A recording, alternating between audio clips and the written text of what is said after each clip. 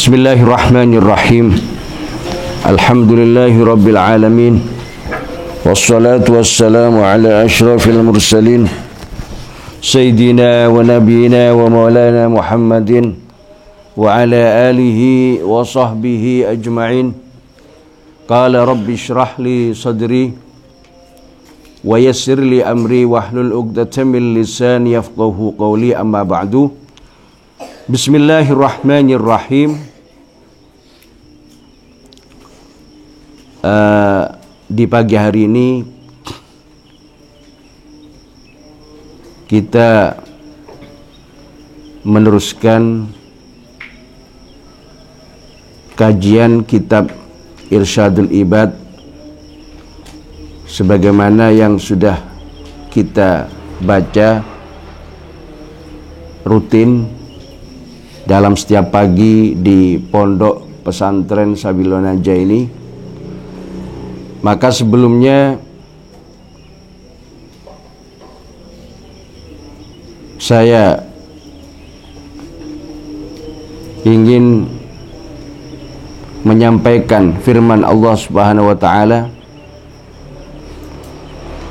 fi qoulihi ta'ala, laqad kana lakum fi rasulillahi uswatun hasanah. Laqad kana lakum fi rasulillahi uswatun hasanah. Dalam diri Rasulullah sallallahu alaihi wasallam, Nabi kita Muhammad, kita tidak usah mencontoh kemana-mana. Satu contoh saja ada apa yang ada pada Rasulullah itu sudah cukup. Ya, sebaiknya kita mencontoh Rasulullah ini 100%. 100% kita mencontoh Rasulullah dalam ibadahnya, dalam akhlaknya, dalam segala-galanya. Dalam segala-galanya kita sebagai umatnya harus mencontoh kepada Rasulullah sampai digambarkan cukup bagi kita itu adalah Rasulullah itu sebagai panutan kita, sebagai tauladan kita dalam segala-galanya.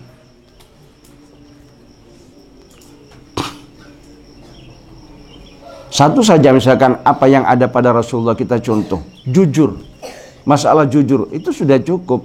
Artinya kita contohkan satu saja apa yang ada pada Rasulullah, jujur. Nabi itu mulai dari kecil sampai wafat tidak pernah bohong, sehingga dikenal waktu kecilnya pun juga sudah dikenal sebagai Al-Amin, orang yang dipercaya, orang yang jujur, tidak pernah bohong. Dan itu adalah termasuk dakwah yang bagus. Orang kalau sudah pernah bohong sekali, dua kali, tiga kali sudah nggak percaya sama orang. Kenapa? Nabi itu sekalipun orang itu tidak mau menerima apa yang disampaikan oleh Rasulullah, tapi dirinya itu masih memikir-mikir, karena Nabi itu tidak pernah bohong mulai dari kecil sampai wafatnya. Jadi mereka memikir-mikir, orang-orang kafir pun juga memikir, berarti apa yang disampaikan oleh Muhammad ini adalah jujur, betul, benar. Kenapa? Karena beliau tidak pernah bohong sejak kecilnya sampai wafat. Oleh karena itu, saya ingat pada apa yang disampaikan oleh Rasulullah Shallallahu Alaihi Wasallam dalam hadisnya, cuma satu saja, aslim taslam. Aslim taslam. Masuk Islamlah kamu, maka kamu akan menjadi orang yang selamat. Ya. Kata Nabi, aslim taslam.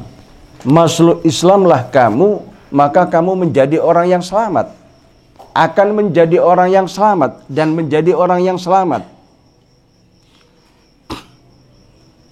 Di masa Rasulullah Sallallahu Alaihi Wasallam ada salah seorang kafir yang dekat dengan Nabi. Dekat dengan Nabi, tapi dirinya tidak mau Islam.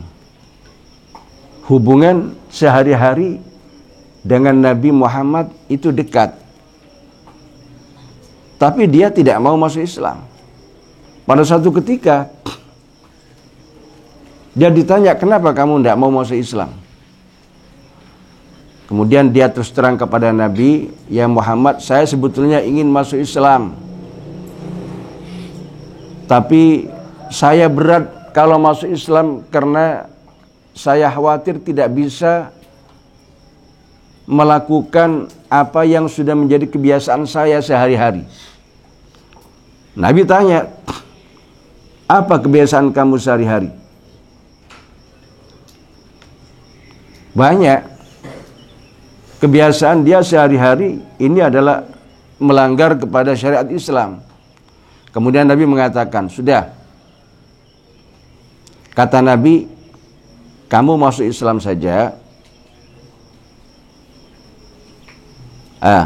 Tadi disampaikan, apa kebiasaan kamu sehari-hari? Dia mengatakan bahwa saya biasa berzina, saya biasa minum, saya biasa mencuri, saya biasa bohong. Jadi 4 perkara ini yang tidak bisa saya tinggalkan. Artinya apa? Dia tidak bisa meninggalkan perzinaan karena itu sudah menjadi kebiasaan dia. Dia tidak bisa meninggalkan minum khamar yang sudah menjadi minuman sehari-hari. Dia tidak bisa meninggalkan mencuri, di mana itu termasuk salah satu nafkah dia. Dia tidak bisa jujur, artinya harus bohong. Kemudian Nabi mengatakan kepada orang tersebut, kepada temannya itu, sudah, kalau kamu tidak bisa meninggalkan 4 perkara semuanya ini, maka kamu pilih saja. Kamu pilih di antara 4 ini. Sudah, saya kasih pilihan untuk kamu. Jujur. Sudah. Selain daripada itu, terserah kamu lakukan iya, enggak kamu lakukan iya. Tapi saya kasih pilihan jujur. Sudah, itu aja. Jujur itu aja kamu lakukan. Kemudian dia berpikir, ya kalau cuma jujur, insya Allah saya bisa melakukan. Ya, kalau cuma jujur, insya Allah saya bisa melakukan. Jujur. Bahasanya, kalimatnya cuma pendek. Kata-kata jujur saja. Tidak banyak. Kata-katanya tidak banyak. Jujur saja. Ya, sudah ada kesepakatan antara dia dengan Rasulullah Sallallahu Alaihi Wasallam. Ada sepakatan dia masuk Islam. Syaratnya dia jujur. Kalau selain jujur dia lakukan, terserah sudah. Ada kesepakatan, sudah berjalan. Dia pulang ke rumahnya. Kemudian karena dia memang sudah menjadi rutinitas apa yang ia lakukan sehari-hari. Dia punya langganan orang perempuan dalam berzina. Langganannya datang. Ya. Tapi dia berpikir, iya, saya kan sudah masuk Islam. Dan saya sudah janji dengan Rasulullah harus jujur.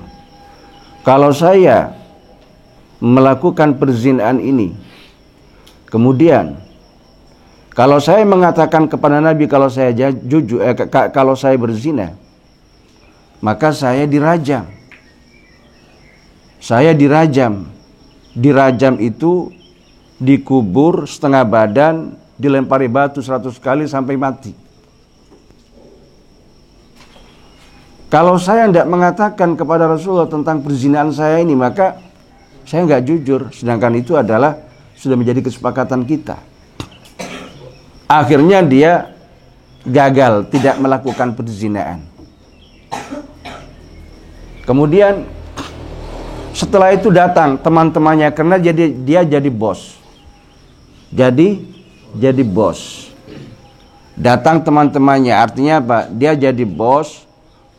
Anak buahnya itu yang mencuri ke sana kemari, yang menjambret, yang merampok, yang ngambil punyaan orang. Kemudian setornya ke dia. Dia jadi bos. Enak sebetulnya. Dapat setoran uang setiap hari. Ya. Begitu anak buahnya datang dengan membawa barang, dengan membawa uang, dengan membawa apa yang diambil oleh mereka, kemudian dia berpikir,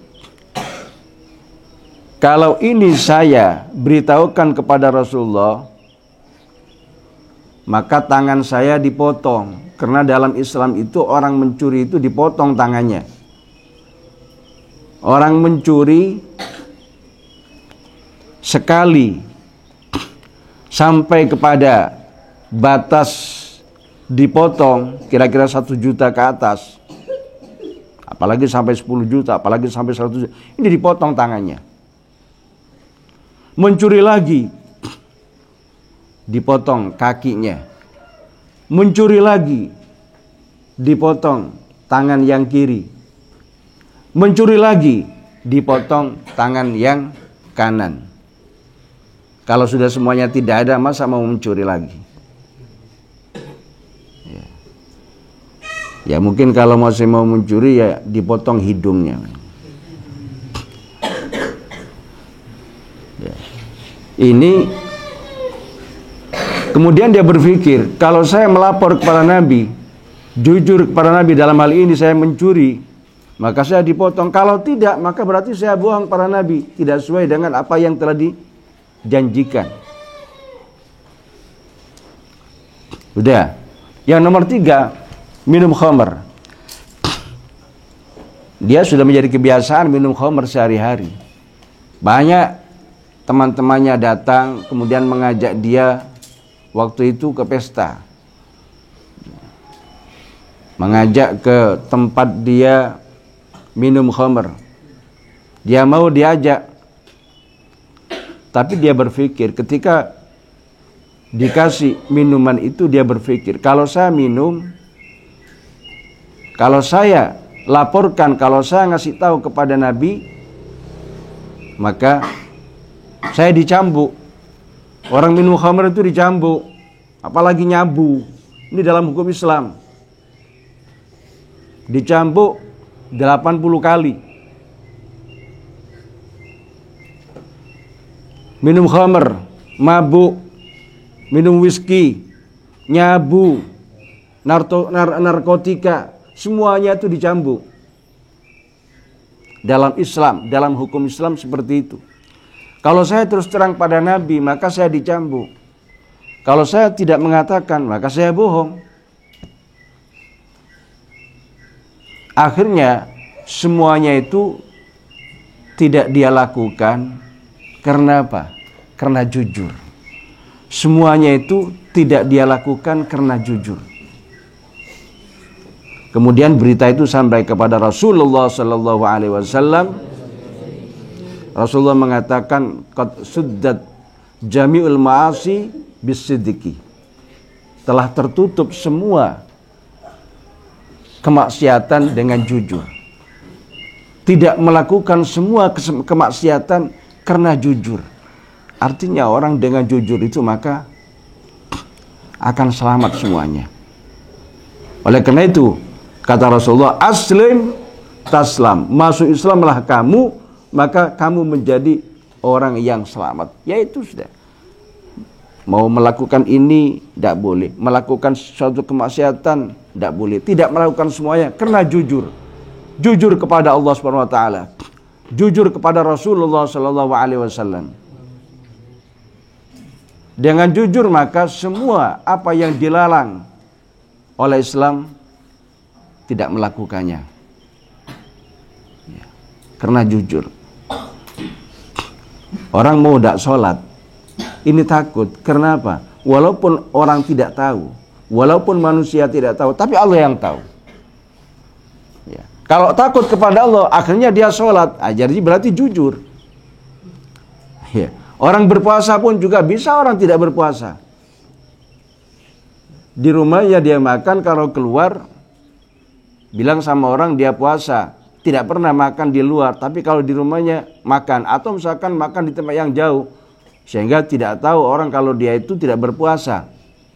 Nah, itu namanya tidak jujur. Tapi kalau orang jujur, ada orang, tidak ada orang, dia tetap takut kepada Allah. Ada Allah, Dia tidak melakukan karena ada Allah, karena takut kepada Allah. Itu namanya jujur dalam Islam. Oleh karena itu, maka kita semua sebagai santri, kamu semua sebagai santri Sabilun Najah ini harus jujur. Ya, modal utama dalam hidup itu adalah jujur. Kamu pun juga di pondok ini latihan jujur. Nanti izin pulang, padahal tidak sakit, bilangnya sakit. Ini kan sudah tidak jujur. Izin pulang, kenapa? Mbak saya meninggal. Ya, padahal mbaknya sudah meninggal 2 tahun yang lalu. Ya. Tapi bilangnya mbaknya, ya memang mbaknya meninggal. Saya tidak bohong kok, jujur, mbak saya meninggal. Ya 2 tahun yang lalu. Ya, orang tidak berpikir seperti itu. Ada orang izin mbahnya meninggal, ya dikasih. Tidak tahunya mbahnya sudah meninggal 2 tahun yang lalu. Jadi macam-macam alasan.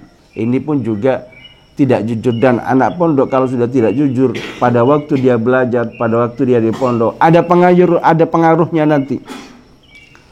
Kalau sudah pulang ke rumahnya, kalau sudah keluar dari pondok, ada pengaruhnya. Sesuatu yang diperbuat oleh anak santri yang tidak baik, yang tidak jujur dalam peraturan di pondok, apalagi kepada syariat Islam, ini nanti pasti ada pengaruhnya setelah dia keluar dari pondok. Oleh karena itu kamu jangan sampai tidak jujur. Biar dimarahi, bahkan biar dipukul pun juga tidak apa-apa, asalkan kamu jujur. Nah, ini pesan saya kepada kamu semuanya, mudah-mudahan bermanfaat pada kita semuanya. Amin ya rabbal alamin. Wallahu a'lam. Wassalamualaikum warahmatullahi wabarakatuh.